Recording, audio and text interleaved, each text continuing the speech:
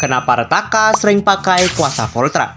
Seperti yang kita tahu, Rataka sendiri adalah penguasa asal kuasa elemental Gamma.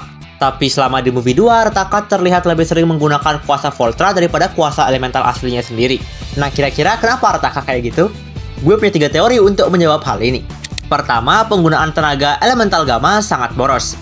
Sama seperti Bobo Boy, menggunakan versi tahap kedua atau solar aja udah cukup untuk menguras tenaga, apalagi kuasa tahap ketiganya. Maka dari itu, Rataka memilih untuk menggunakan kuasa Voltra karena lebih efisien dalam penggunaan tenaga, tapi tetap memiliki daya serang dan daya tahan yang cukup baik. Lalu yang kedua adalah karena sifat Rataka yang sombong dan juga angkuh. Melihat sifatnya yang kayak gitu, dirinya merasa udah kuat. Akhirnya dia merasa nggak perlu untuk menggunakan kuasa terkuat yang dia miliki. Dan teori yang terakhir adalah berkaitan dengan Hangkasa. Spoiler alert, karena ini berisi pembahasan di arc Gurlatan. Saat Rataka dahulu sedang gencar-gencarnya memburu penguasa elemental untuk disedot kuasanya, Hangkasa Muda bertemu dengan Satriantar. Satriantar menyuruh Hangkasa untuk mencari Ochobot, Power Spera penyedot kuasa, dan ia akan mengulur waktu di Gurlatan agar Hangkasa bisa segera mencari Ochobot.